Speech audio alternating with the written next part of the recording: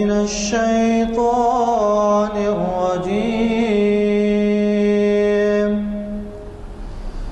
بسم الله الرحمن الرحيم.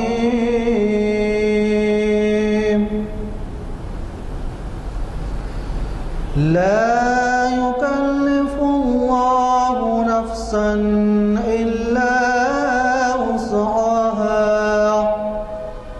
لها ما كسبت وعليها ما اكتسبت. ربنا لا تؤاخذنا إن نسينا أو أخطأنا. ربنا ولا تحمل علينا إصرا كما حملته على الذين من قبلنا. ربنا ولا تحمل علينا إصرا كما حملته على الذين من قبلنا. ربنا ولا تحملنا ما لا طاقة لنا به، واعف عنا واغفر لنا وارحمنا. أنت مولانا فانصرنا على القوم الكافرين. صدق الله. معزز سامعین السلام علیکم ورحمۃ اللہ. اقبال کے کچھ اشعار آپ کی خدمت میں.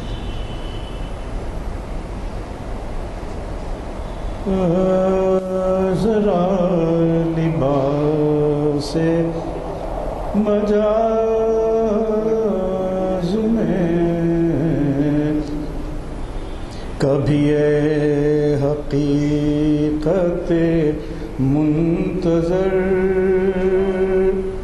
نظر لباس مجاز میں کبھی اے حقیقت منتظر نظر لباس مجاز میں کبھی اے حقیقت منتظر نظر لباس مجاز کے ہزاروں سجدے تڑپ رہے ہیں میری جبین نیاز میں کہ ہزاروں سجدے تڑپ ہیں میری جبین نیاز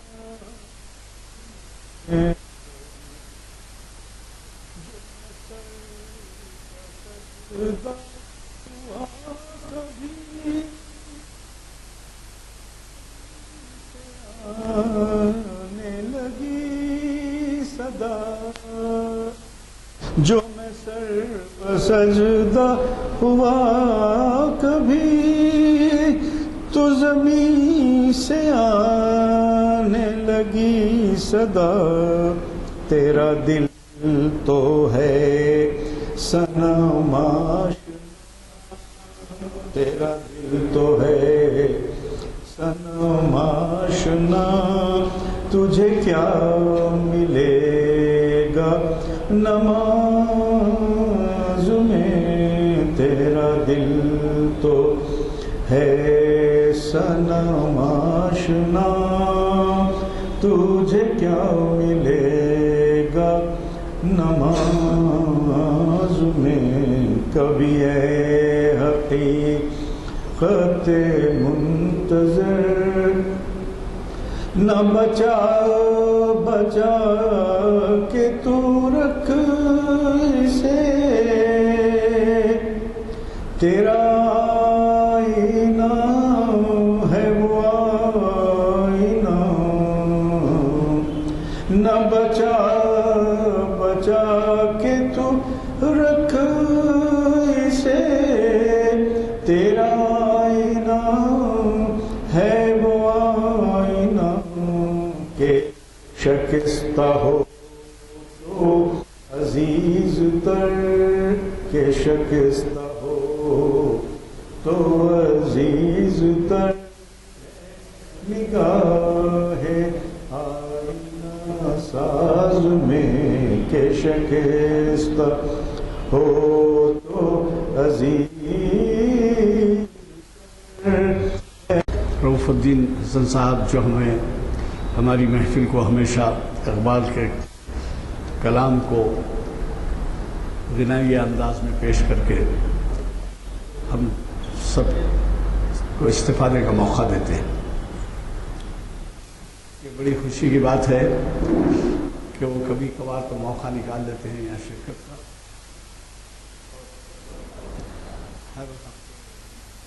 کیونکہ ان کا خیام یہاں سے کافی دور کے فاصلے پر ہے اور آج ہمارے جانے پہچانے مقرر جناب محمد ضیاء الدین نیر صاحب ہمیں ان کے خود کے دیے ہوئے عنوان سے مخاطب کر رہے ہیں.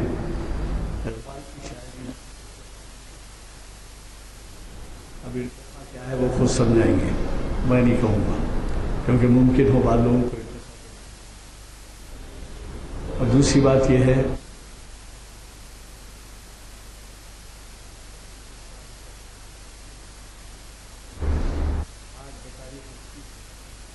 2014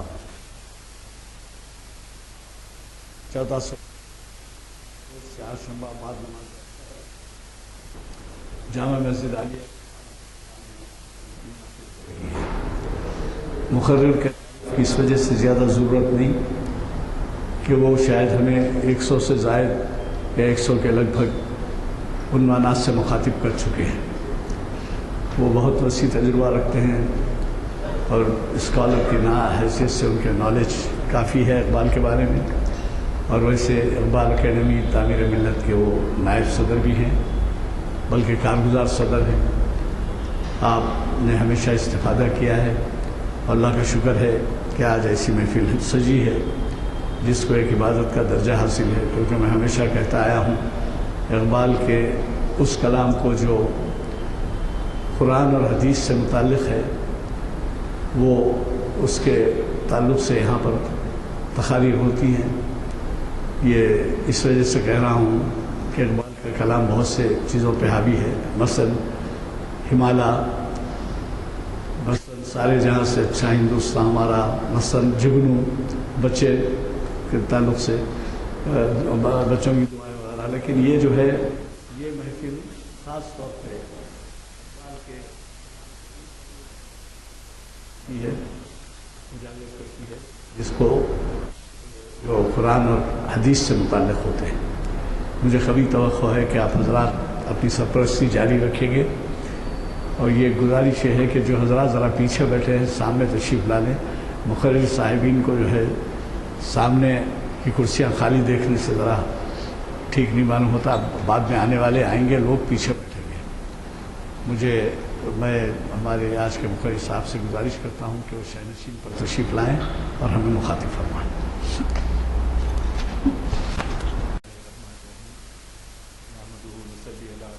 کریم محترم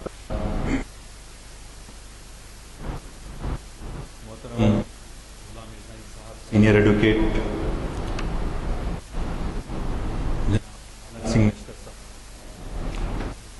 ڈاکٹر شمشاد حسین برادر صاحب، رؤوف الدین صاحب، بزرگوں اور دوستوں، السلام علیکم ورحمۃ اللہ وبرکاتہ.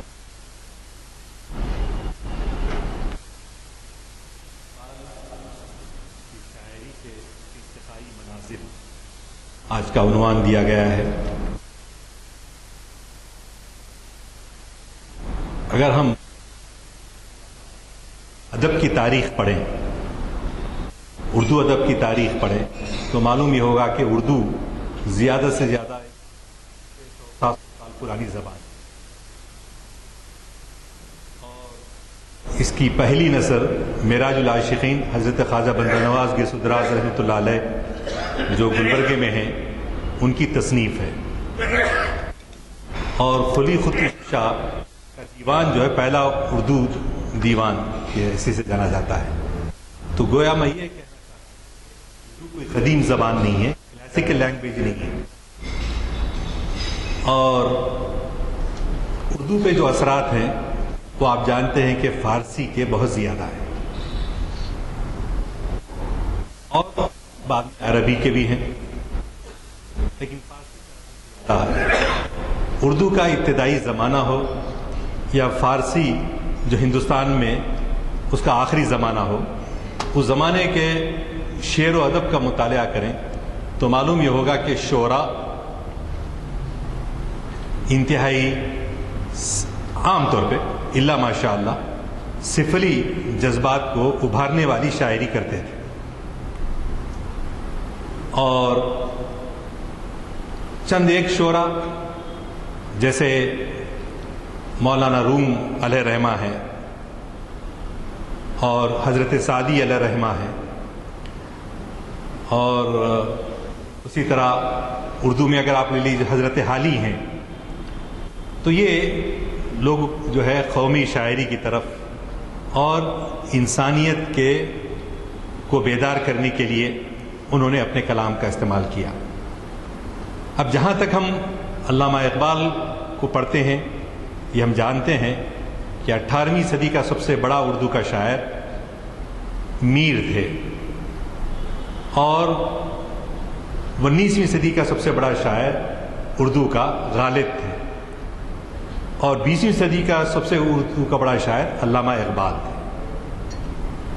اقبال کے کلام میں نہ میر کی آہ ہے نہ سودا کی واہ ہے، بلکہ اس کے کلام پوری زندگی کے لیے دلیل راہ بن کر آئی. تو اقبال نہ صرف ایک شاعر ہے، نہ صرف ایک مفکر ہے، اقبال نہ صرف ایک حکیم ہے، اقبال نہ صرف ایک کلیم ہے، اقبال نہ صرف خودی کا پیامبر ہے، بلکہ رموز بے خودی کے رموز کو وہ جانتا ہے. اقبال تہذیب و تمدن پہ تنقید کرتا ہے، اور ساتھ ساتھ ہمگیر دل و دماغ کا وہ مالک ہے، صاحب عرفان ہے، صاحب وجدان ہے. اس پہ خیالات کا اظہار کرنا اور گفتگو کرنا کوئی آسان کام نہیں، بہت مشکل کام ہے. عزیزان گرامی، اقبال فطری طور پہ شاعر تھے، اسی لیے انہوں نے نثر میں کم لکھا ہے اور نظم میں شعر کی زبان میں زیادہ ابلاغ سے کام لیا ہے. اقبال خود جو ہے رازی اور بو علی سینا کو زیادہ پسند نہیں کرتے تھے، کیونکہ وہ لوگ خشک جو ہے نثر کے زبان میں گفتگو کرتے تھے. کون کون؟ رازی اور بو علی سینا. اقبال اگر مداح تھے تو وہ عارف مولانا روم کے مداح تھے، اور انہی کی جو ہے وہ پسند کرتے تھے، کیونکہ اقبال کی جو فکر تھی وہ جذبے سے کبھی بھی عاری نہیں رہی، ہمیشہ ان کا فکر اور ان کا جذبہ ساتھ ساتھ چلتے رہے. اسی لیے اقبال نثر کے بجائے شاعری کو اپنے میڈیم کے طور پہ استعمال کیا.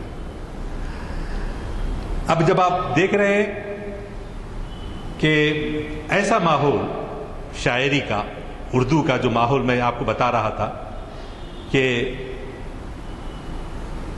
ایسے ہی مداح، ایسی جو ہے لوگوں کی شان میں قصیدے لکھتے تھے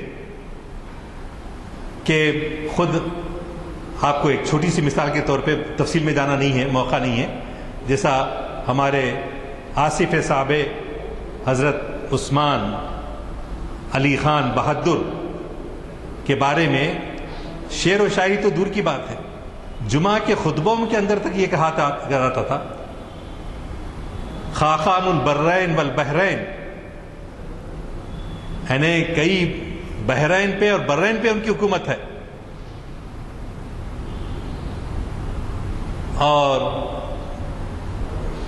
ان کے ساتھ بہرحال اس قسم کے الفاظ زیادہ استعمال کرنے، حالانکہ جو حقیقت کے ترجمان نہیں تھے، صرف چمچا گیری کرنا جس کو کہتے ہیں عام زبان میں، یا صرف مدح و ستائش کے ذریعے اپنے آپ کو فروغ دینا، اپنے آپ کو ایک مقام پہ۔ ہمارے تھوڑی سی بات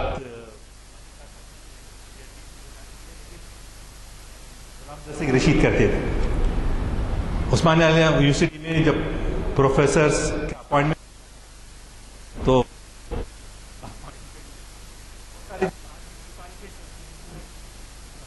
اس وقت کے نواب زادے کیا کرتے تھے،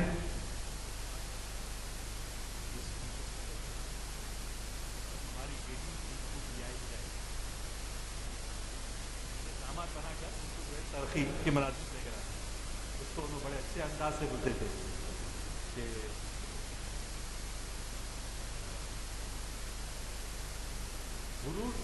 عروج بالفروج،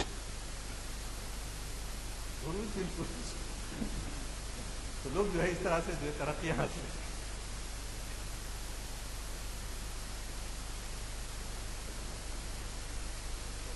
بہرحال ہماری شاعری کے اندر ایسا ہی جو ہے بہت کچھ ہوتا رہا۔ خود جو ہے غالب کے پاس، وہ غالب بھی ایک شاعر تھے حقیقی طور پہ، اکثر جو ہے ہمارے پاس متشاعر تھے، شاعروں کے جیسے شاعر نہیں۔ شاعر ایک وہ ہوتا ہے جس کو آمد ہوتی ہے، اندر سے شعر کی آمد ہوتی ہے، آورد نہیں۔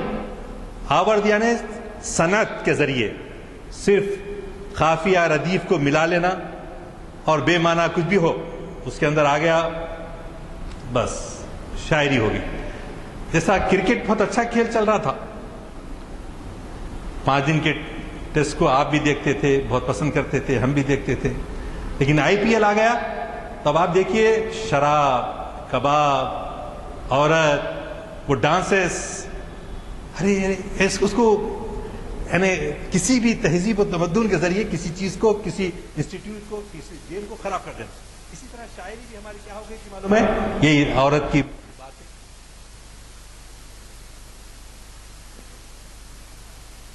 حضرت بڑی امیر مینائی استاد اقبال کے استاد،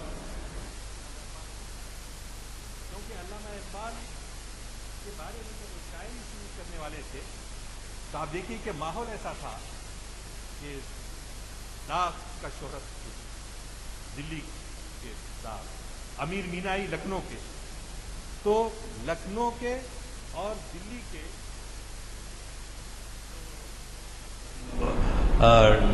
کیا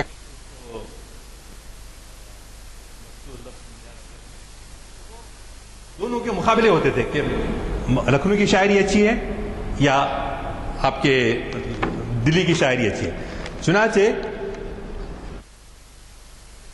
اقبال کے بارے میں جب وہ شعر بھی میں ان کے لے کے آیا تھا،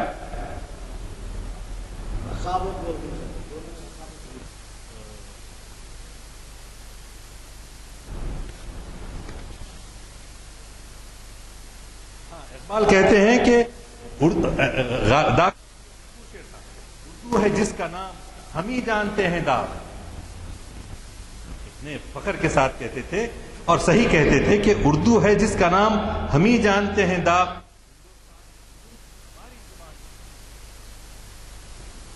اور ان کے بارے میں خود داغ کے بارے میں جو ہوتا تھا کہ اقبال نے کہا اقبال کو لکھنؤ سے نہ دلی سے ہے غرض، اقبال کو لکھنؤ سے نہ دلی سے ہے غرض، ہم تو اسیر ہیں خمِ زلفِ کمال کے۔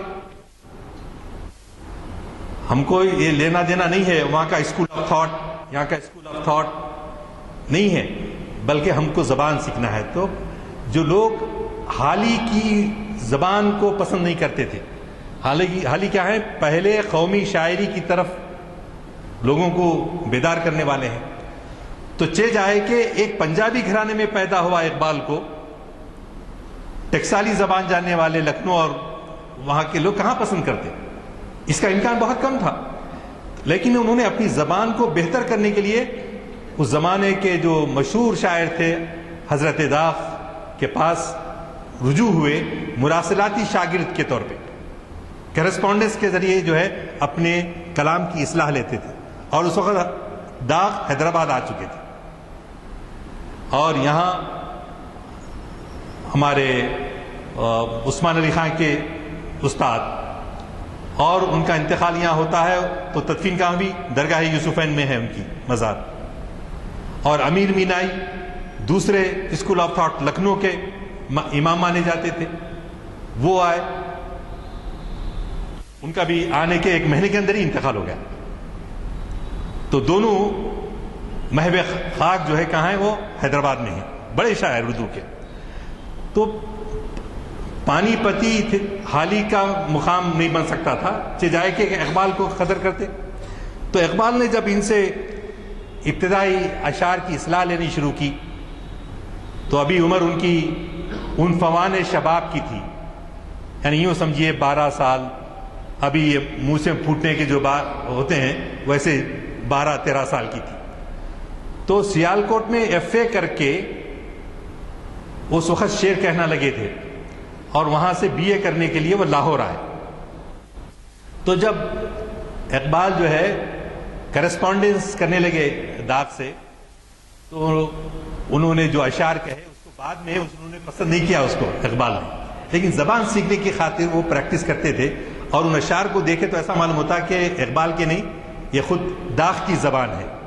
چنانچہ چونکہ صاحب ذوق اصحاب بیٹھے ہوئے ہیں تو اقبال کا ابتدائی زمانے کا جو کلام کے چند نمونے،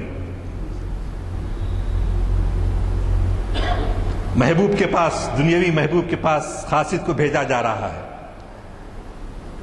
نہ آتے ہمیں اس میں تکرار کیا تھی، نہ آتے ہمیں اس میں تکرار کیا تھی، مرگ وعدہ کرتے ہوئے آر کیا تھی، وعدہ کیوں نہیں کیا؟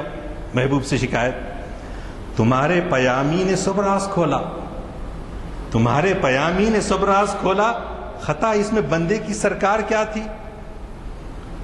بھری بزم میں اپنے عاشق کو تاڑا، بھری بزم میں اپنے عاشق کو تاڑا، تیری آنکھ مستی میں ہوشیار کیا تھی، تأمل تو تھا ان کو آنے میں قاصد، مگر یہ بتا طرز انکار کیا تھی۔ تو ایک پنجابی شاعر، اور خود آپ کو اس سے پہلے میں غالباً سنا چکا ہوں کہ رشید احمد صدیقی اور مولانا ابوالحسن ندوی علامہ اقبال کے کلام کو پڑھ کر بہت سر دھنتے تھے کہ بڑا شاعر پیدا ہوا، یہ ہے وہ ہے، جا کے ملنا چاہیے۔ تو یہاں سے لاہور کو گئے، لاہور جا کے جب اقبال سے ملے، ان کی زبان سنے تو یہ لوگ لکھنؤ کے رہنے والے، تو ان کو بڑا ڈس اپوائنٹمنٹ ہوا کہ بھئی اتنا عظیم شاعر لیکن لب و لہجہ وہ پنجابی انداز سے ان کلام کرتے ہیں۔ تو اس سے ایک حقیقت کا اظہار ہے کہ وہ ایک پنجابی تھے، لیکن انہوں نے اپنی زبانیں میں اپنے خیالات کو، اپنے تخیل کو جو پیش کرنے کے لیے کوشش کی۔ تو ابتدائی زمانہ یہاں تھا۔ اس دور کی شاعری میں ایسی شاعری کو آپ یوں سمجھیے صبح کاذب ہے۔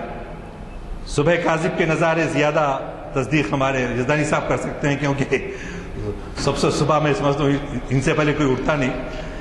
تو صبح کاذب جو طلوع آفتاب سے پہلے جو صبح ہوتی ہے اس کو صبح کاذب کہتے ہیں۔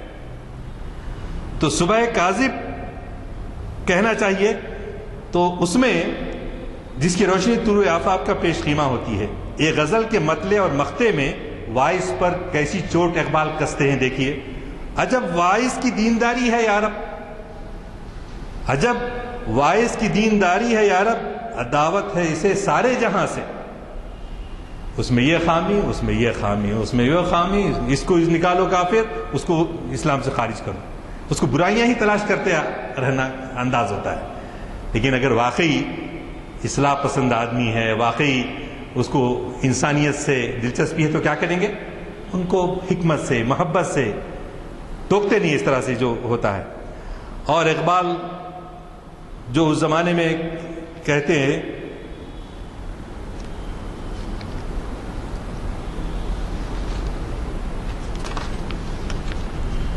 تو ایک تو ہوتا ہے جیسا میں نے ابتدا میں کہا، ایک تو شاعر فطری شاعر، اور دوسرا جو لفظوں کو بٹھا کر جو ہے کوشش کرتا ہے کہ اس کو متشاعر کہتے ہیں۔ اس کی مثال واضح کرنے کے لیے ایک واقعہ میں آپ کے سامنے سمجھانے کے لیے رکھوں گا کہ ایک تو جو ہے جیسے مالا ہوتا ہے، مالے میں بہت سارے موتی ہوتے ہیں، اور اس مالے کا جو دھاگا ہے اس کی کوئی اہمیت نہیں، وہ بالکل معمولی ہوگا موتیوں کے مقابلے میں۔ جی، اصل قیمتی چیز کیا ہے؟ وہ موتی ہیں۔ لیکن مالا دھاگا کیا کرتا ہے؟ سب کو جوڑے رکھتا ہے معمولی چیز، حیثیت سے کچھ نہیں ہے لیکن بڑی اہم چیز ہے۔ تو اس طرح سے ادب میں، زبان میں اس کا فن اپنی جگہ ہے درست، لیکن اہم چیز جو ہے وہ خیالات ہے۔ چنانچہ اس بات کو سمجھنے کے لیے کہ شاعر میں اور متشاعر میں کیا فرق ہوتا ہے، چنانچہ ایک پہلے کے زمانے میں سلطان مسلمان بادشاہ تھے، انہوں نے اعلان کیا کہ بھئی آج پیلس میں، محل میں جو ہے مشاعرہ ہوگا۔ اس زمانے میں ٹی وی یا اخبار یہ کچھ بھی نہیں تھے کہ اعلان کر دیتے، لوگ جمع ہو جاتے، بھئی نمائش میدان میں شنکر جی مشاعرہ ہے، ادبی ٹرسٹ کا مشاعرہ ہے، آ جاؤ بولے تو سب اخبار پڑھ لے کے جو ہے پہنچ جاتے، 50,000 لاکھ لوگ بھی پہنچ جاتے ہیں۔ لیکن اس زمانے میں یہ نہیں تھا، تو وہ باجا بجاتے ہوئے گاؤں میں پھرتے، بولے آج شام میں آنا ہے، شعراء جمع ہو جائیں، شام میں مشاعرہ ہونے والا ہے پیلس میں۔ تو شعراء تو تیاری کر کے جو ہے نکلے، اور شعراء کے ساتھ ساتھ جو ہے کچھ آوارہ لڑکے بھی ان کے پیچھے چلے کہ چلو ہم کو اسی موقع سے بادشاہ کے دربار میں حاضر ہونے کا اور پیلس کو دیکھنے کا موقع ملے گا۔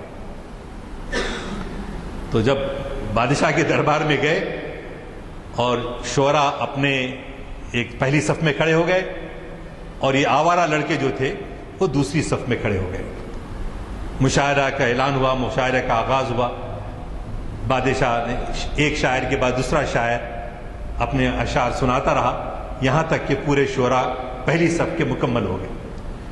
پھر دوسرے صف کے لوگوں کو بادشاہ نے کہا آپ لوگوں کی باری، آپ لوگ سنائیے۔ تو انہوں نے کہا نہیں، ہم کو شعر پڑھنا نہیں آتا۔ تو بادشاہ کو غصہ ہے، کیوں آئے اندر؟ کیسے آئے؟ پھر شاعروں کو بلایا گیا تھا۔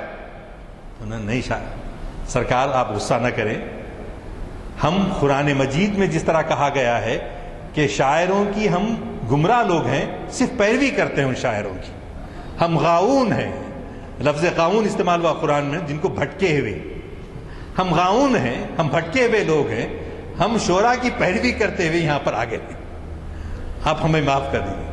تو ایک خیخہ بلند ہوا کہ اس طرح سے ایک مذاق کیا گیا، سب کو انعام و اکرام سے جو شاعروں کو نوازا گیا، اسی طرح پیچھے رہنے والے متشاعروں کو بھی شاعروں جیسے اپنے آپ کو ظاہر کرنے، ان کو بھی جو ہے نوازا گیا۔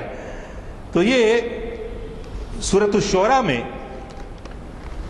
اللہ تعالیٰ نے شعراء کے بارے میں کہا، یہ جو کچھ کہتے ہیں کرتے نہیں، اور زمین و آسمان کے خلابے ملاتے ہیں تعریف میں، تصریف میں، ان کے سامنے کوئی نصب العین نہیں ہے۔ تو یہ عام طور پہ شعراء کی کیفیت کے بارے میں ابتدا میں فرمایا۔ کیوں فرمایا؟ جبکہ رسول کریم صلی اللہ علیہ وسلم سے کو بعض اس زمانے کے مکے کے لوگ کیا کہتے تھے؟ یہ تو جادوگر ہیں، یہ تو شاعر ہیں۔ ارے شاعر کیوں ہیں بھائی؟ اس لیے کہ جو کلام پڑھتے ہیں اتنا مرصع ہے، اس میں استعارہ ہے، اس میں زبان کی اتنی خاص چیز ہے، یہ جو ہے ایک عام آدمی کا کلام نہیں ہو سکتا، لیکن ایک شاعر کا کلام ہو سکتا ہے. تو اسی لیے آپ کو شاعر کہنے لگے. تو چنانچہ قرآن کے بارے میں اس زمانے کے شعراء، عرب کے شعراء جو تھے، ایک گھوڑے کے بارے میں 80 الفاظ ہیں ان کے پاس، گھوڑے کے بارے میں خالی، کیمل کے بارے میں، ایسے مختلف الفاظ، اور شاعری کرتے. چنانچہ ایک واقعہ تھا، ایک آدمی کوشش کر رہا تھا برسا برس سے کہ میں ایک ایسا شعر کہوں جو قلوب مصطفیٰ کے فن پر پورا اترتا ہو. قلوب مصطفیٰ کس کو کہتے ہیں؟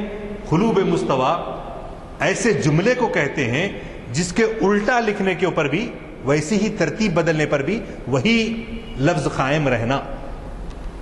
جیسے اردو میں ایک لفظ ہے، بہت سب کا پسندیدہ لفظ ہے، داماد. الٹا پڑھیے، داماد. نادان، الٹا پڑھیے، نادان. تو اسی طرح یہ شاعر لگا ہوا تھا کہ ایک شعر میں ایسا کہہ سکوں جو قلوب مصطفیٰ کے فن پہ پورا آتا ہے. تو سورہ مدثر کی 3 آیت، وَرَبِّكَ فَكَبِّرْ، اور تم اپنے رب کی بڑائی بیان کرو. تو یہ کس میں آیا؟ قرآن میں آیا، لیکن کسی شخص سے یہ ممکن نہیں ہو سکا. تو جب انہوں نے سنا یہ شعر، تو رسول کریم صلی اللہ علیہ وسلم جب مکے میں کعبے میں پڑھ رہے تھے، وہ لوگ سن رہے تھے کہ کیا ہے. تو دشمن سن رہا تھا، سن کے کہا کہ یہ انسان، خدا کی قسم یہ انسان کا کلام نہیں ہو سکتا، کیونکہ ہم برس سے کوشش کرتے ہوئے آ رہے ہیں، یہ صرف اللہ ہی کا کلام ہو سکتا ہے. تو عزیزان گرامی، اس طرح سے کوشش جو لوگ کر رہے تھے شاعری کے طور پہ، تو رسول اللہ صلی اللہ علیہ وسلم کو شاعر کہنے لگے. تو اللہ نے کہا ہم نے انہیں شاعری نہیں سکھائی، وما ہوا بشاعر، وہ شاعر نہیں ہے. اللہ نے تردید کر دی. اچھا، تردید کر کے ہی صرف مذمت نہیں کی قرآن نے شاعروں کی، بلکہ مذمت کرنے کے ساتھ ساتھ یہ بتایا کہ اس میں مستثنیات ہیں، ایکسیپشنز ہیں، اچھے شاعر بھی ہیں. چنانچہ حسان بن ثابت رضی اللہ تعالیٰ عنہ سے آپ اشعار سنتے تھے رسول اللہ صلی اللہ علیہ وسلم، اور حضرت عمر فاروق رضی اللہ تعالیٰ عنہ اشعار سنتے تھے اور کہتے تھے کہ اپنے بچوں کو اچھے اشعار یاد دلائیں. تو گویا ایکسیپشنز ہیں. ان کثرت میں کچھ لوگ ایسے بھی ہیں جو اچھی شاعری، اچھی پیام رکھ سکتے ہیں.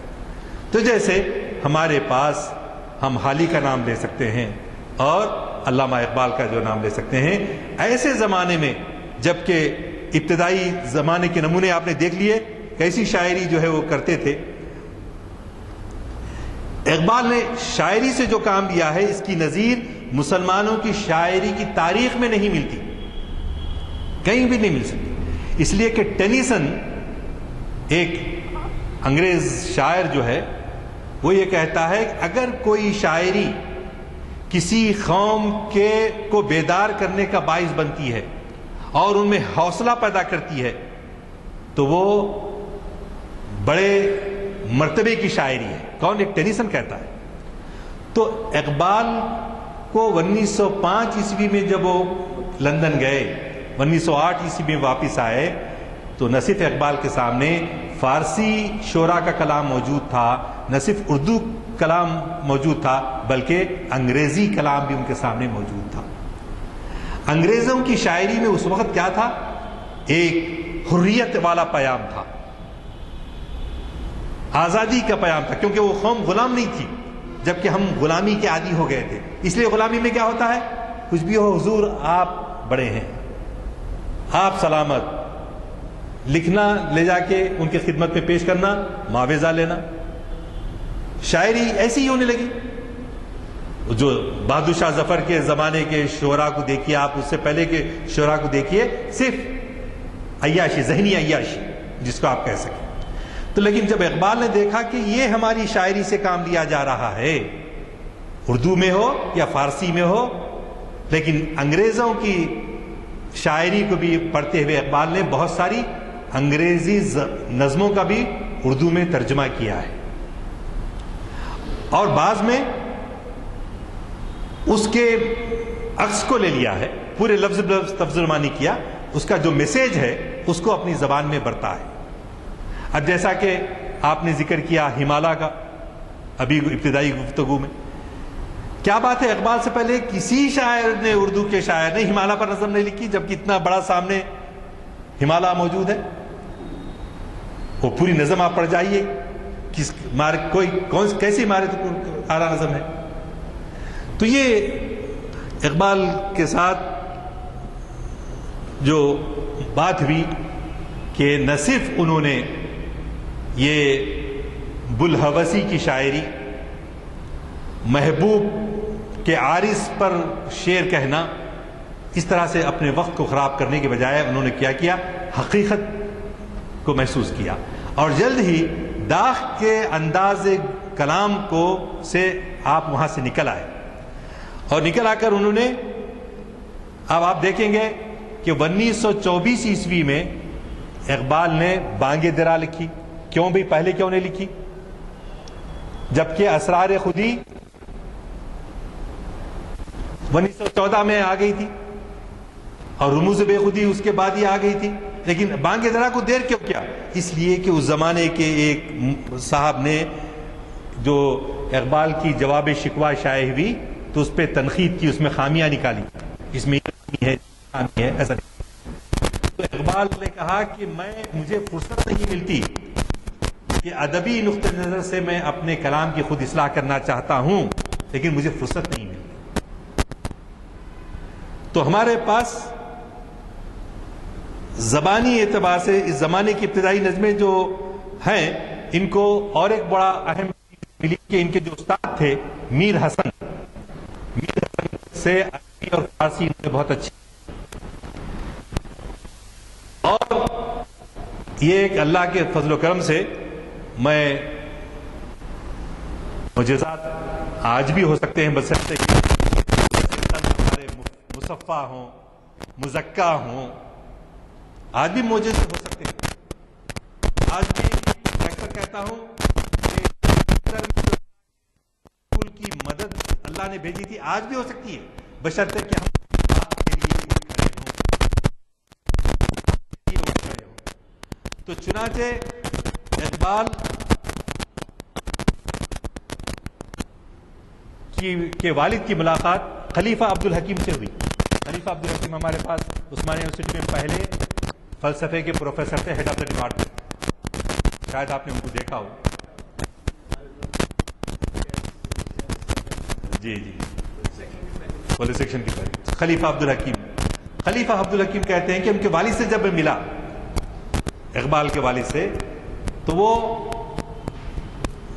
ایک معنی میں امی تھے، لکھنا پڑھنا نہیں جانتے تھے۔ یہ رسول اللہ صلی اللہ علیہ وسلم کی سمجھے اتباع میں تھا یا کیا تھا؟ تو انہوں نے خلیفہ عبدالحکیم نے کہا، مجھے ایک رات جو ہے خواب دیکھا میں، ایک خوبصورت پرندہ زمین سے قدرے بلندی پر اڑ رہا ہے، اور وہاں کچھ لوگ ہیں، ہر ایک دوڑ رہا ہے کہ ہم کو مل جائے تو اچھا، یہ پرندہ اتنا خوبصورت ہے، ہم کو مل جائے تو اچھا ہے، اس کے اچک رہے ہیں، وہ اچکتا ہے تو اس کے پیچھے بھاگ رہے ہیں، اس طرح سے ہو۔ تو اقبال کے والد کے دل میں یہ تمنا آئی، کاش کہ یہ پرندہ مجھے مل جائے۔ تو ان کی وہ آرزو جو تھی، اس کے لحاظ سے وہ پرندہ آ کے ان کے گود میں گر پڑا۔ تو انہوں نے کہا کہ اس زمانے میں اقبال کی والدہ پریگننٹ تھی، اور مجھے یہ خوشخبری ملی کہ اللہ تعالیٰ نے مجھے کوئی ایسا پیام عطا کرنے والا ہے کہ جس پہ میں فخر کر سکوں گا، اور دنیا جو ہے جس پہ فخر کر سکے گی۔ تو اسی لیے وہ فارسی کا مشہور شعر، دشت جنون من جبریل زبوں سے دے، دشت جنون من جبریل زبوں سے دے، یزداں بکمند آور اے ہمت مردہ، دشت جنون من جبریل زبوں سے دے، یزداں بکمند آور اے ہمت مردانہ۔ تو یہ بنیادی طور پہ ایک تو یہ اللہ کی طرف سے ایک معجزہ اور ان کو ایسی اطلاع ملی، لیکن اس کے بعد ان کی تربیت، اس کا اندازہ خود علامہ اقبال کی وہ نظم جو انہوں نے اپنی ماں کے بارے میں لکھی ہے اس سے پڑھ کر ہوتا ہے ان کے پاس ان کی ماں کا ان کے کیا رتبہ تھا۔ تو یہ ذکر کرنا کیا ہے، کس مقصد ہے؟ ہم بھی اپنے والدین کا وہ احترام کریں۔ قرآن پاک میں سورہ لقمان میں کتنا اس پر زور دیا گیا ہے اپنے والدین کے بارے میں، اور ہم اکثر جن کو اللہ تعالیٰ نے میسر کیا ہے اس سے بے اعتنائی برتتے ہیں اس ذمہ داری سے۔ اقبال جب دیکھتے تھے کہ ہماری قوم ہاتھ پر ہاتھ دھرے منتظر فردا ہے، کچھ کرنے کی طرف آگے نہیں بڑھتی جی، تو انہوں نے ایک شعر کہا، مینار دل پر اپنے خدا کا نزول دیکھ، مینار دل پہ اپنے خدا کا نزول دیکھ، اور انتظار مسیح و میری چھوڑ دے۔ حضرت عیسیٰ علیہ السلام کب آنے والے ہیں؟ ہم بیٹھے تو جو بعض جگہ سوالات سنے تو کچھ ایسے سوالات بہت آتے ہیں، ہاں عیسیٰ علیہ السلام کب اترنے والے ہیں؟ انہوں وہاں دمشق کی مسجد کے اوپر اتریں گے، وہ مینار پہ جو آیا تھا حدیث میں آیا ہے، بھئی وہ جب آنا ہے آئیں گے، ہم کو اپنا کیا کرنا ہے فرض وہ تو دیکھیں۔ تو یہ اپنے آپ کو تقدیر کے پابند کر دینا، تقدیر کے پابند ہیں جمادات و نباتات، مومن فقط احکام الہی کا ہے پابند، احکام الہی کا ہے پابند۔ تو اقبال کا عقیدہ تھا کہ کسی نجات دہندے کا انتظار شکست خوردہ قوموں کا وتیرہ ہے، ڈیفیٹسٹ نیچر۔ ہر مسلمان کی نجات اور ملت اسلامیہ کی نجات وہ فلاح عرفان نفس اور خودی کے استحکام میں ہے۔ اس کے بجائے ہمارے پاس جو شعراء عشق کے بارے میں، عشق مجازی کے بارے میں کیفیت ڈالتے تھے، یا ہمارے متصوفین صوفی حضرات ترک دنیا، بھئی اللہ جو کرنا ہے کرے گا، ہم کو نہیں، ہم اللہ اللہ کرو، ہمارا کام جو ہے دعا کرنا ہے بس، باقی جو ہے اللہ کرنے والا ہے۔ اب کیا میں مثال دوں گا، لیکن افسوس کہ ہم سبق نہیں لیتے، اس لیے کہنا پڑتا ہے۔ اب بی جے پی، مودی صاحب کتنی کوشش کی، آپ دیکھیے کتنی محنت کی ہے۔ ہمارے ذمہ دار تنظیمیں اتنی تک کوشش نہیں کرتے کہ ہمارے ووٹ پورے کے پورے جا کر ڈالیں لوگ، ہمارے ووٹوں کی لسٹ میں ہمارے نام تک نہیں ہے۔ تو ہاتھ پر ہاتھ دھرے منتظر فردا رہنے سے کیا ہوگا؟ اقبال اس کیفیت کو، اس جمود کو اقبال نے توڑنے کی کوشش کی۔ الفاظ و معنی میں تفاوت نہیں، لیکن ملا کی اذاں اور مجاہد کی اذاں اور۔ تو مجاہد یا وسعت افلاک میں تکبیر مسلسل، یا خاک کی آگوش میں تسبیح و مناجات، وہ مذہب مردان خداگاہ و خدا مست، یہ مذہب ملا و جمادات و نباتات۔ ایک دفعہ جو شیطان اپنے کارندوں کو حکم دیتا ہے، کیا کرو مومن کو، تم اسے بیگانہ کر دو عالم کردار سے، کیریکٹر ختم کر دو، تم اسے بیگانہ کر دو عالم کردار سے، تا بساط زندگی میں اس کے سب مہرے ہوں مات، خیر اسی میں ہے قیامت تک رہے مومن غلام، چھوڑ کر اوروں کی خاطر یہ جہان بے سبا۔ مست رکھو ذکر و فکر صبح گاہی میں سے، پختہ تر کر دو مزاج خانقاہی میں سے، الفاظ و معنی میں تفاوت نہیں، لیکن ملا کی اذاں اور مجاہد کی اذاں اور۔ تو ایک تو اقبال نے اس جمود کو توڑنے کی کوشش کی شاعری کے ذریعے، ورنہ شاعری کے ذریعے صوفی لوگ کیا کرتے تھے، ایسا پیام دیتے تھے جو ترک دنیا سے تعلق، ہم کو یہ دنیا سے کیا لینا دینا میاں، اللہ جو چاہتا ہے ہوتا، ہم کو کچھ کرنے کی ضرورت نہیں۔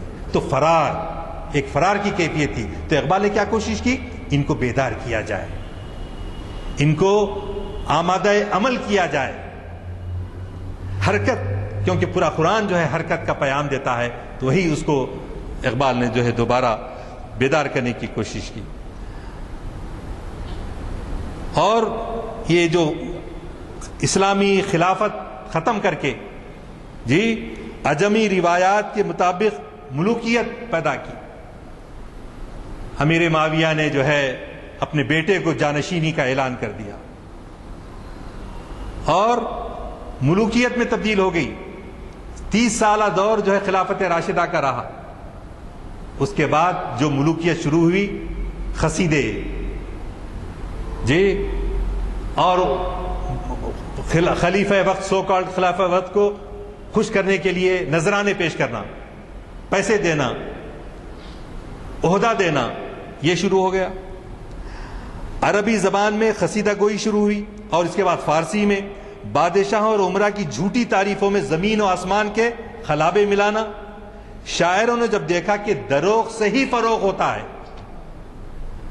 جھوٹ سے ہی جو ہے ترقی ہو سکتی ہے، تو دروغ گوئی اور مبالغہ آرائی میں ایک دوسرے سے سبقت لے جانے لگے.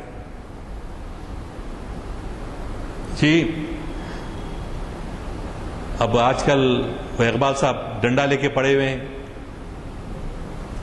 اب وہ جو زمینیں تھیں، جو کچھ دیا گیا تھا ان بزرگوں کی طرف سے، کس کے لیے دیا گیا تھا؟ قوم کی کام آنے کے لیے. ایک تو نہ خود ایکٹیو ہوتے اور نہ جو ہے اگر ایکٹیو بھی ہیں تو سارے کے ساتھ معاملہ ہے کہ اپنے ہی لیے، قوم کے لیے. ان بزرگوں نے عوام کے لیے جو چھوڑا اس کے لیے کوئی کام کارنامے انجام نہیں دیتے. روحانیت اور اخلاقیات شاعری کے لیے انخا بن گئے. رندی، شراب نوشی، ہوس پرستی شاعری کا موضوع بن گئے. تصوف جس کا حقیقی وظیفہ عرفان نفس سے عرفان ذات الہی ہے. من عرف نفسہ فقد عرف ربہ، جس نے اپنے نفس کو پہچانا اس نے اپنے خدا کو پہچانا. تو یہ تصوف کا بنیادی وظیفہ یہ تھا. وَيُزَكِّيهِمْ وَيُعَلِّمُهُمُ الْكِتَابَ وَالْحِكْمَةَ وَإِنْ كَانُوا مِنْ قَبْلُ لَفِي ضَلَالٍ مُبِينٍ. لیکن غیر اسلامی تقریبی عناصر کی بدولت تصوف کا بھی جو انسٹیٹیوشن تھا زیادہ صداقت سے ہٹ گیا، صداقت کے معیار سے ہٹ گیا. کچھ غلامانہ اور عیاشانہ زندگی نے اور کچھ تشکیک آفری فلسفے نے ہم کو کہیں کا نہیں رکھا. ایمان و عمل کی بنیادیں ہمارے متزلزل ہو گئی اور ہر قسم کے ظلم و استبداد نے لوگوں میں اختیار کے بجائے جبر کے عقیدے کو فروغ دیا. جو میں جب سے سمجھانے کی کوشش کر رہا ہوں، جبر کا عقیدہ، یہ جبر ہے بھائی ہم کچھ بھی کریں تو کچھ نہیں ہوتا. یہ جو ہے جبر و قدر کا جو تقدیر کے حوالے ہم جو کر دیتے ہیں، نہیں، بلکہ ہم کو یہ کہا گیا انما المؤمنون الذین اذا ذکر اللہ وجلت قلوبہم وَإِذَا تُلِيَتْ عَلَيْهِمْ آيَاتُهُ زَادَتْهُمْ إِيمَانًا وَعَلَىٰ رَبِّهِمْ يَتَوَكَّلُونَ.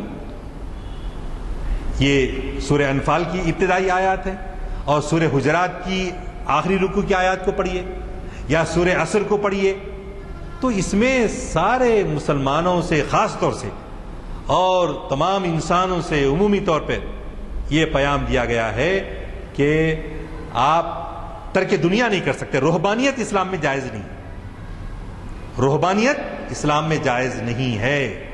حرکت کا پیام مسجد میں بیٹھ جانا نہیں ہے، مسجد میں بیٹھ کر آپ وہاں انسپریشن لے کر میدان عمل میں آنا ہے. حتیٰ کہ معراج اب آنے والی ہے، معراج میں رسول اللہ صلی اللہ علیہ وسلم، وہ واقعہ میں اکثر سناتا ہوں، عبد القدوس گنگوئی رحمۃ اللہ علیہ بولے میں آیا معراج میں تو اوپر سے پھر واپس دنیا میں نہیں جاتا تھا، جنت مل گئی، ہو گیا، آپ کیا کرنا ہے میرے کو. لیکن رسول اللہ صلی اللہ علیہ وسلم اپنی امت کے لیے، انسانوں کے لیے واپس دنیا میں تشریف لاتے ہیں. تو مومن جو ہوتا ہے مامور حکم الہی ہو کے دنیا میں واپس آتا ہے، اپنے آپ میں اپنی منزلوں میں کھو نہیں جاتا، بلکہ انسانیت کی ارتقاء کے لیے، انسانیت کو نجات دلانے کے لیے وہ واپس آتا ہے. اب یہ جو فلسفہ تھا کہ عوام کو یہ تلقین کی گئی کہ رموز مملکت فقط بادشاہ جانتے ہیں، گدائے گوشہ نشین کو خامخواہ اعتراض کرنے سے کیا فائدہ. جی جو کچھ ہوتا ہے خدا کی مرضی سے ہوتا ہے. بادشاہ دن کو رات کہے تو سننے والے کو تائید کرتے ہوئے کہنا چاہیے کہ ہاں مجھے تارے نظر آ رہے ہیں دن میں. یہ بادشاہت کا حال ہو گیا تھا. مسلمانوں میں شاعری نے زیادہ تر تعمیر کے بجائے تخریب کا کام کیا ہے. شاعری نہایت اعلیٰ سطح پر فن برائے فن رہ گئی یا فن برائے زر اندوزی یا جاہ طلبی. جی سب شاعر ایسے نہیں تھے. سعدی، رومی، سنائی، عطار، اقبال نے فارسی اور اردو شاعری کے ذخیرے سے خذ ما صفا دع ما کدا، جو اچھی چیزیں ہیں اقبال نے لے لی اور جو خراب چیزیں اقبال نے اس کو چھوڑ دی. اپنے تاریخی ماخذ سے، شاعری کا جو ماخذ تھا اس میں سے اچھی چیزیں انہوں نے لے لی اور بری چیزوں کو انہوں نے چھوڑ دیا. یعنی اتنا زوال آ گیا تھا ابتذال شاعری کے اندر. آج کل ابر آلود ہے.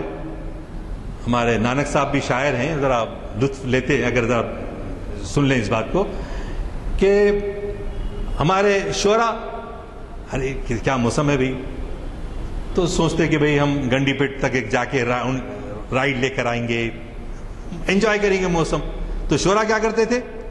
شعرا کیا کرتے تھے؟ ابر آنے پر محرک شراب نوشی قرار دے کر، محرک شراب نوشی، ارے موسم ایسا ہے شراب پینا چاہیے. ہاں بادلوں کے متعلق بہت سے اشعار ملتے ہیں.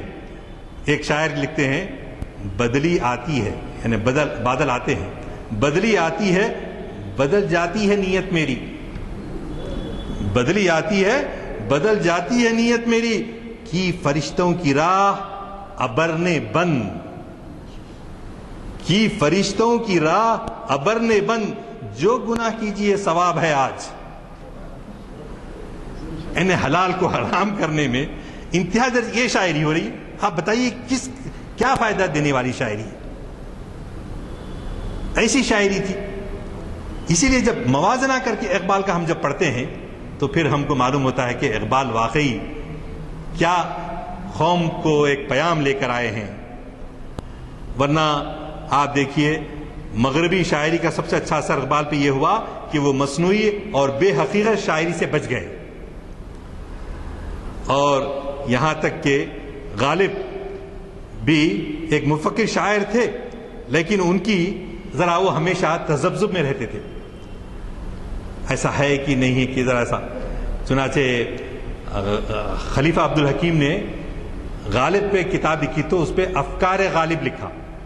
اقبال پہ کتاب لکھی تو اس کا نام فکر اقبال رکھا، کیونکہ یہاں فکر صراط مستقیم کی ہے، وہاں ذرا تذبذب سا تھا. تو چنانچہ بعض اقبال غالب کے شعر ہیں، دیکھیے ایمان مجھے روکے ہے تو کھینچے ہے مجھے کفر، ایمان مجھے روکے ہے تو کھینچے ہے مجھے کفر، کعبہ میرے پیچھے کلیسا میرے آگے، ہزاروں خواہشیں ایسی کہ ہر خواہش پہ دم نکلے، بہت نکلے میرے ارماں لیکن پھر بھی کم نکلے. لیکن یہ شعر غالب کا اقبال کو بھی بہت پسند تھا، ہم سب کو بھی بڑا پسند ہے کہاں تمنا کا دوسرا مقدم یا رب، ہے کہاں تمنا کا دوسرا قدم یا رب، ہم نے دشت امکان کو ایک نقش پا پایا. تو یہ چونکہ وقت ہو رہا ہے، اپنی گفتگو کو اختتامی مراحل پہ لاتے ہوئے ایک چیز میں ضرور کہنا چاہوں گا کہ اقبال نے اور بلکہ مسلمانوں نے، ورنہ ہندوستان کو ہندوستان کا نام کس نے دیا؟ مسلمانوں نے دیا. ہندو کوئی مذہب نہیں تھا، مسلمانوں نے لفظ ہندو دیا. اس سے پہلے ہندو بھی نہیں تھا. تمام ہندوستان کا بحیثیت وطن کوئی ایک نام بھی نہ تھا، یہاں تک کہ ہندو مذہب کا بھی کوئی نام نہ تھا. ہندوستان اور ہندو کے الفاظ باہر سے آنے والے مسلمانوں کے وضع کردہ ہیں. انگریزوں کے مقابل جو احساس کمتری پایا جاتا تھا اس کو دور کرنے کے لیے مذہبی اختلافات کو غیر اصلی قرار دیا گیا. پرانے دیوتاؤں کی جگہ پرانے دیوتاؤں کو باطل قرار دے کر وطن کا نیا دیوتا کھڑا کیا گیا. اسی جذبے کے تحت نوجوان اقبال کا حساس قلب وطن کے ترانے گانے لگا. ابتدا میں چونکہ ہندو قوم کا وطن اور اس کا مذہب گوناگونی کے باوجود باہم وابستہ ہیں، اس لیے وطن پرستی کی تحریک ہندوؤں میں مسلمانوں سے قبل پیدا ہوئی. لیکن ہندو قوم کوئی ایسا شاعر پیدا نہ کر سکی جو اس کے جذبہ حب الوطنی کو ابھار سکے۔ صرف آپ یقین کیجئے کہ بعض ہندو مدارس میں بھی مدرسہ شروع ہونے سے پہلے انہیں وہ کیا بولتے ہیں صبح میں جو ہوتی ہے اسمبلی میں تمام طالب علم اس کو ایک کورس کی شکل میں گاتے تھے۔ ہندوستان اور پاکستان کی تقسیم کے وقت آزاد ہندوستان کی تاسیس میں نصف شب کے بعد آزادی کی شراب سے سرشار ہو کر ہندوؤں نے جنگن کے ساتھ ساتھ یہی ترانہ گایا، سارے جہاں سے اچھا ہندوستان ہمارا۔ گاندھی جی کی راکھ جب گنگا میں بہائی جا رہی تھی تو چمن لال اردو میں ریڈیو پر کامنٹری کر رہے تھے اور یہ شعر نشر کر رہے تھے غالب کا، ہزاروں سال نرگس اپنی بے نوری پہ روتی ہے، بڑی مشکل سے ہوتا ہے چمن میں دید اور پیدا۔ اور آج ہم ایسے ایسے جگہوں پہ پڑھتے ہیں، اللہ اکبر، یہ شعر شرم آتی ہے کہ اقبال نے ایسے لوگوں کے شعر لکھا، کیا غلط استعمال کرتے ہیں ہم۔ لیکن یہ گاندھی جی کے انتقال پر جو ہے چمن لال جو ریڈیو پر کامنٹری دے رہے تھے اس وقت انہوں نے پڑھ کے سنایا تھا۔ تو بہرحال ابھی باتیں بہت سی تھیں، لیکن ایک تو ذرا کچھ دیر سے بھی شروع ہوا تو ہمارے حالی کی یہ نظمیں اقبال پر بڑا اثر کر گئی۔ اے خاصہ خاصان رسول وقت دعا ہے، امت پہ تیری آ کے عجب وقت پڑا ہے، امت پہ تیری آ کے عجب وقت پڑا ہے، تدبیر سنبھلنے کی ہمارے نہیں کوئی، ہاں ایک دعا تیری کہ مقبول خدا ہے۔ وآخر دعوانا الحمدللہ۔ آپ کو تجربہ ہے کہ ہمارے مقررین بڑی تیاری سے آتے ہیں اور معلومات کا خزانے لٹاتے ہیں یہاں پہ معلومات کے۔ ایک شعر آپ نے بادل کے بارے میں کہا کہ کیسی نیتیں بدل جاتی ہیں۔ مجھے شاعر کا نام تو یاد نہیں ہے، آپ کو یاد ہوگا۔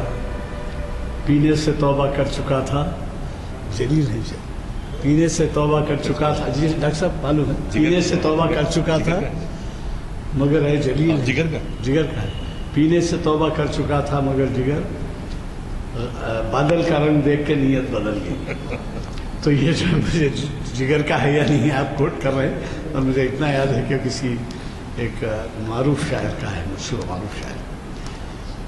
حضرات، علامہ اقبال کے کلام کے بارے میں اگر صرف اس پہلو پہ غور کیا جائے کہ ان کے کلام کے ترجمے تقریباً ہر زبان میں ہو چکے ہیں، اس سے آپ کو اندازہ ہوگا کہ وہ یہ جو منازل بتائے آپ نے، ارتقائی منازل، آپ سمجھتے ہیں ارتقاء کے معنی ایولیوشن کے ہیں کہ کیسے ان کے تخیلات بدلتے گئے اور آخر میں پھر کس طریقے سے ہمارے مخرج صاحب نے بڑی اچھی طریقے سے اس کو ہمیں سمجھایا۔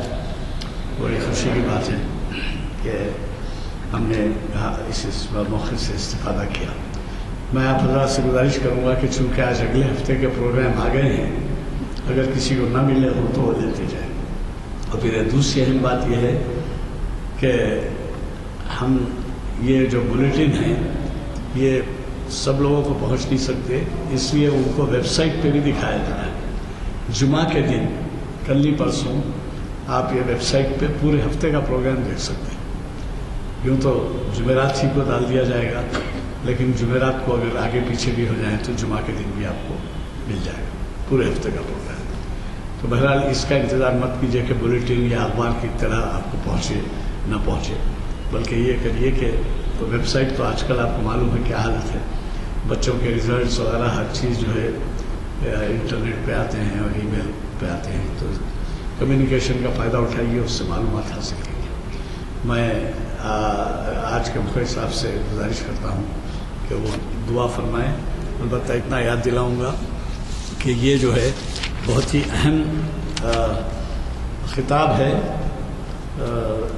معراج کے بارے میں، سفر معراج کا تاریخی جائزہ۔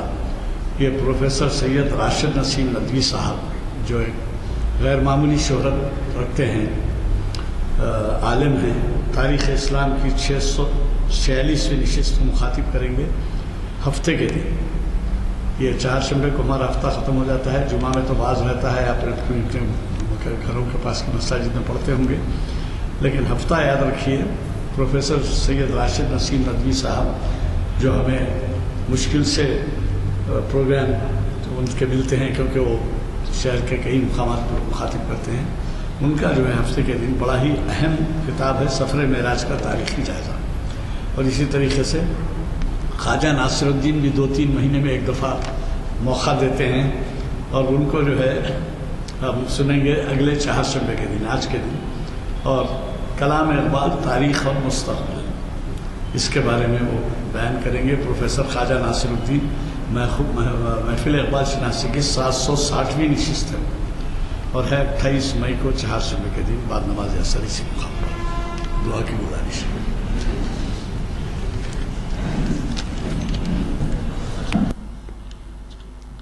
الحمدللہ رب العالمین، اللہم صلی وسلم علی سیدنا محمد.